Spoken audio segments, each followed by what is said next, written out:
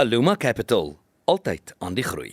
Ja, en iemand wat ons wêreld gereeld kleur, of dit nou is deur die nuusstories wat sy skryf of die jong nuuslesertjies wat sy help en beoordeel, is Christel Cornelissen en vandag gaan sy ons meer vertel oor die koerantstories van die dag. Goeiemôre Christel. Môre mevrouens. Tyd saam met jou is altyd te kort, maar kom ons kyk wat ons kan inryg. Ja man, julle moet vir my net hier los, ek sal die hele dag praat. Okay, ja. Kom ons doen dit. Nou die eerste een is groter staatsbeheer oor toelating by skole wat kommer wek. Absoluut, dit wek kommer. En ek dink dit wek kommer by meer as net mense met kinders op skool. Skool is eintlik 'n mikrokosmos vir my baie dikwels van wat in die res van die land gebeur.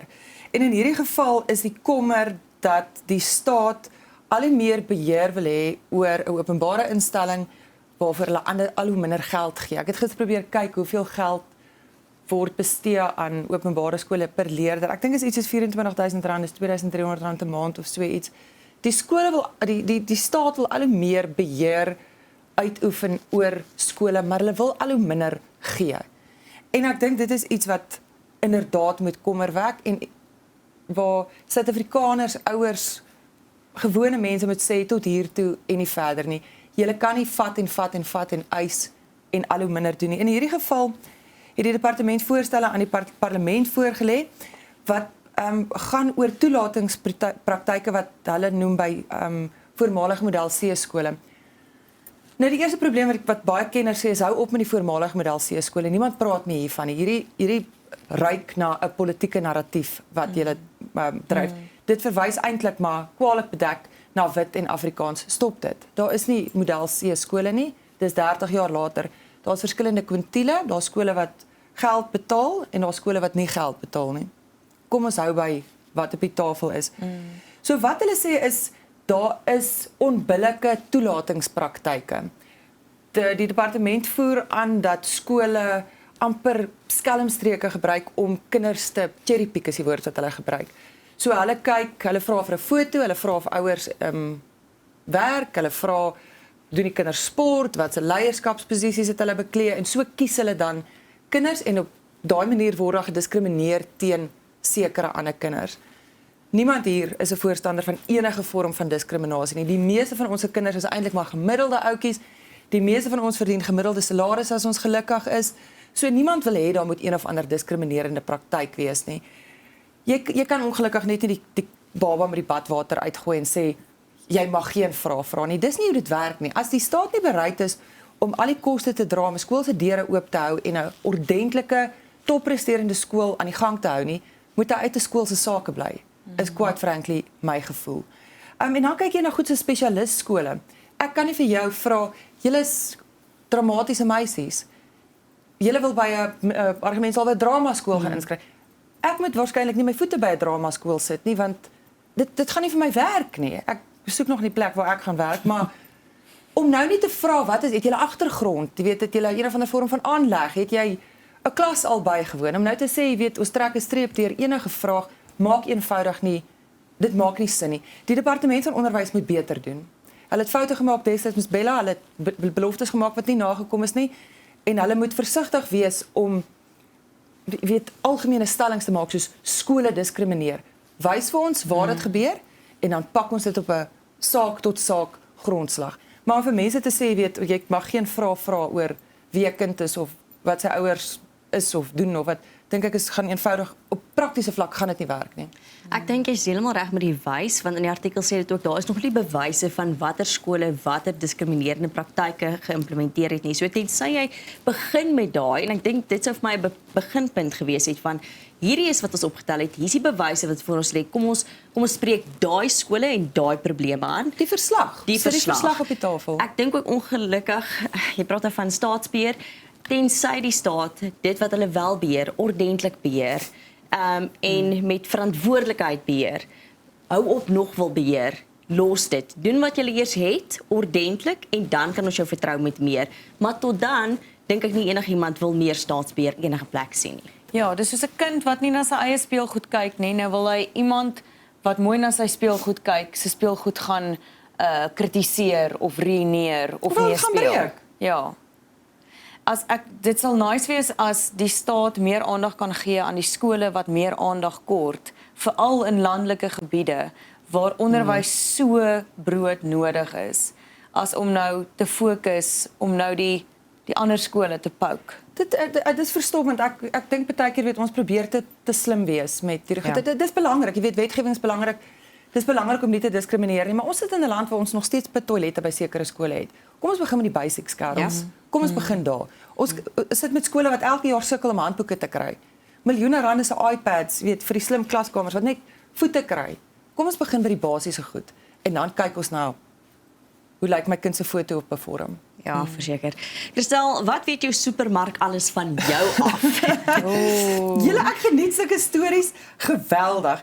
Hierdie is 'n stuk deur Wesley Niemann. Hy's 'n navorser by die Universiteit van Pretoria. En hy skryf oor die gebruik van lojaliteitskaarte. Nou kyk, ek kan vir hulle so uitpak uit my beursie staan so vet en dit is nie eers kredietkaarte nie, dit is net waar kan ek my extra savings gebruik. So wat hy sê is supermarkte is toenemend nie net supermarkte nie. Hulle is versamelaars van data. Hulle weet voor jou wat met jou aangaan, voor jy eintlik besef wat met jou aangaan. Hulle weet wanneer ons siek is. Hulle weet wanneer ons kinders siek is. Hulle weet wanneer ons begin arme raak.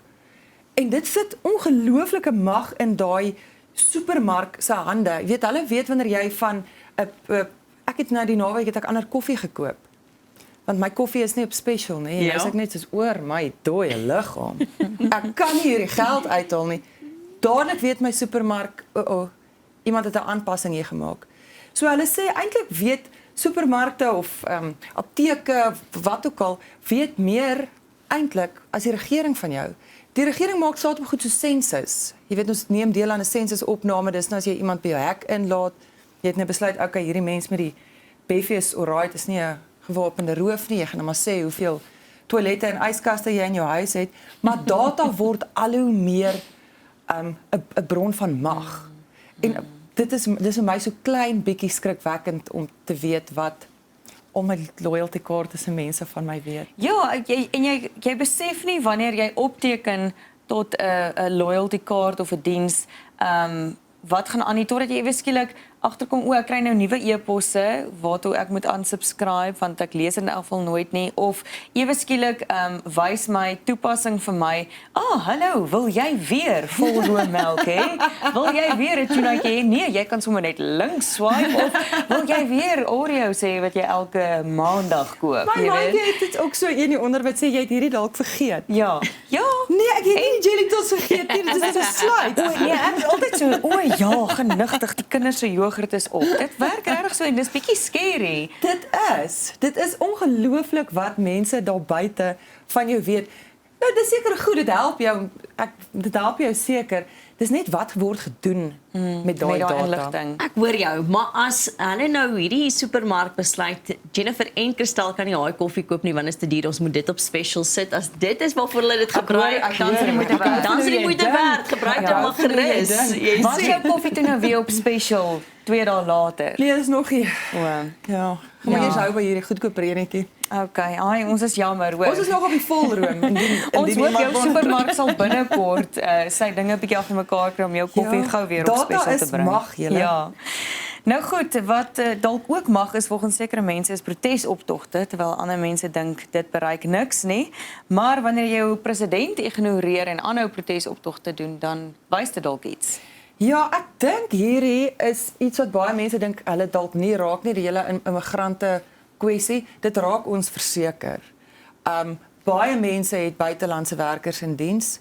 Ek het nou gesien daar's voorstelle dat jy met tot R1 miljoen beboet kan word as jy buitelanders in diens neem. Jy moet voorkeur gee aan Suid-Afrikaners. Dis nou nog net voorstelle. Ek praat nou nie hier van onwettige immigrante nie. Daar's klaar gevolge voor. Nou hierdie volg op president Ramaphosa se toespraak Sondag aand. Maandag was mense terug in die strate. Wat hierdie vir my interessant maak is die taalgebruik. Hier, hulle praat onder andere van independently inspect workplaces. Wat beteken dit om 'n workplace independently te gaan inspect? Beteken dit enige iemand kan by enige iemand inloop en sê wys my jou papiere. Hulle praat van iets anders wat hulle gesê het, audits. We will keep auditing businesses. Wie is Wie jy? sê we? Wie is presies, wie is we en wat behels hierdie audit? Behels dit stokke? Behels dit om mense te keer om toegang tot goed te kry? Tronkstraf. Ja. Weet, ons kan nie begin praat van ons gaan onafhanklike inspeksies doen nie. Dan loop ek nou hier in en sê, môre julle, ek doen 'n onafhanklike inspeksie, ek wil weet wie werk vir julle. Dis eenvoudig onaanvaarbaar. Ek dink nie ons moet onderskat hoe naby ons is om beheer te verloor en ek praat van ons as 'n staat oor die immigrante kwessie nie. Hierdie mense marseer deur die strate en hulle doen eintlik net wat hulle wil. Ons kan nie toelaat dat taalgebruik soos onafhanklike audit aanvaarbaar word nie. Dis nie hierdie mense se plek nie, dis nie hulle werk nie. Dat ons moet kennis neem van mense se frustrasie met werkloosheid is inderdaad so.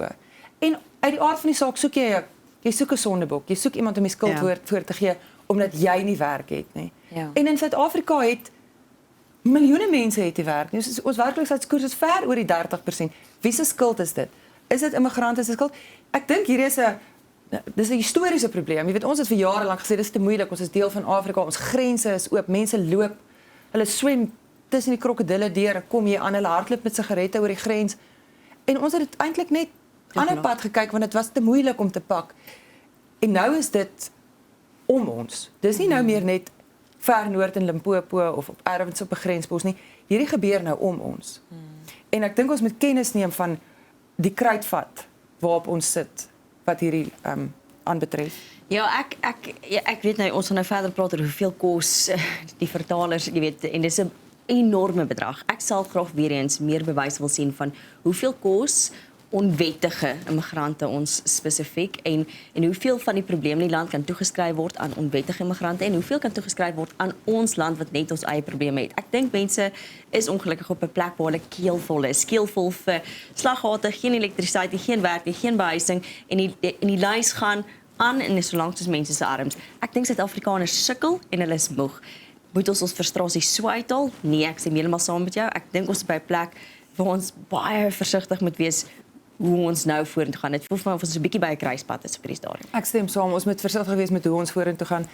Kyk dat mense, buitelanders, onwettige immigrante, dat dit druk op die stelsel plaas is inderdaad so.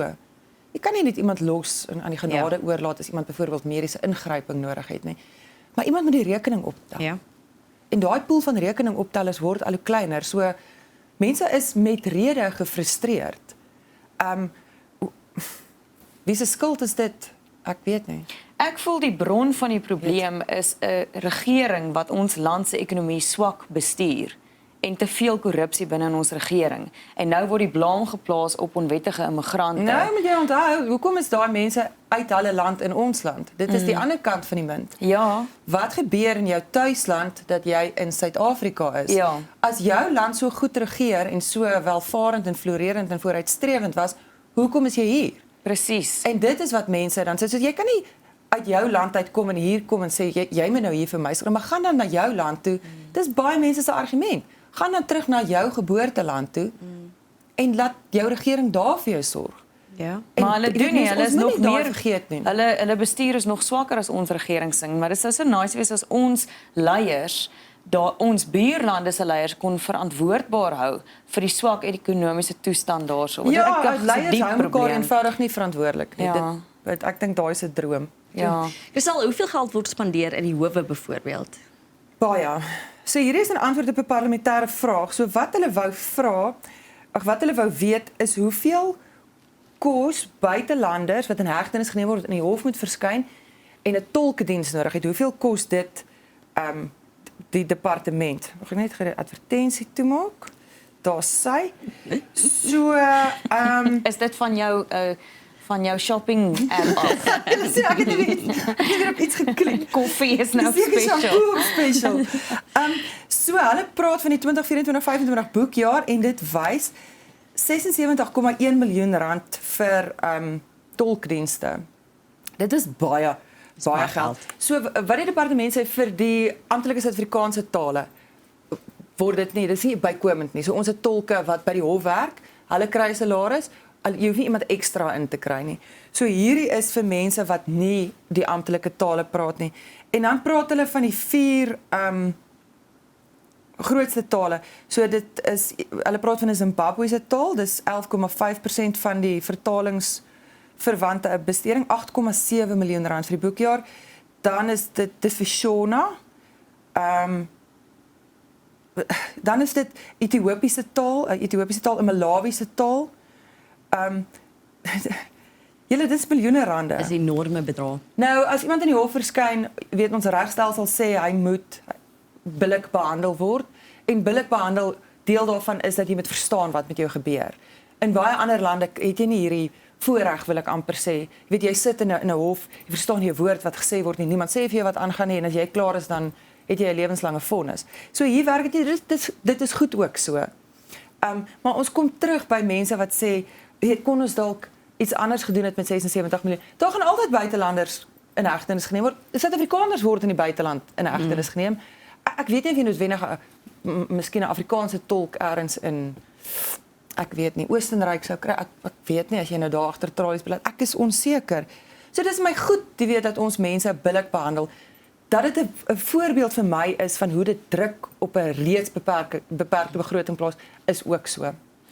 Kan ons asseblief uitkom by ons goeie storie vir die dag? Ook in Zimbabwe, goeie nuus. Ja, en dit is swart renosters wat na 3 dekades terug in die Zim-wildtuin is. Julle, dit is my so 'n mooi storie. Kyk, in Suid-Afrika, ek het nou die dag met Willie Oukamp gepraat, hy was op pad Kruger Wildtuin toe vir die 100 jaar viering. In Suid-Afrika het ons 'n mooi bewaringsstorie. En baie van ons buurlande ook mooi, is nie altyd so suksesvol nie. Hierdie is die Matusadona Nasionale Park in Zimbabwe. Hulle het hulle bedreigde swart renosters het hulle 30 jaar gelede in die 1990s het hulle weggevat, hulle gesê stropery gaan hulle heeltemal uitwis. So hulle wou eintlik 'n genepool bewaar. En ek wil net bysê dis nadat die swart renosters van 250 tot 16 gekrimp het. So daai laaste 16 het hulle weggevat om te beskerm. Hulle het En daai selfde gene is nou terug. hulle doen.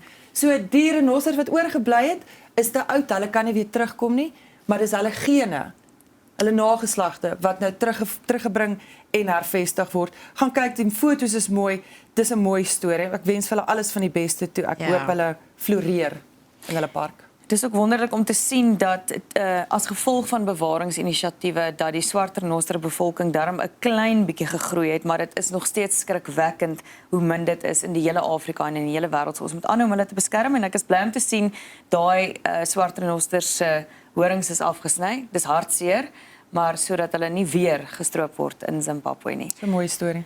Baie dankie Christel. Dankie, collega's. Hoop jou koffie kom gou weer op special en ons sien jou gou weer hier, bly ingeskakel vir nog groot ontbyt. Aluma Capital, altyd aan die groei.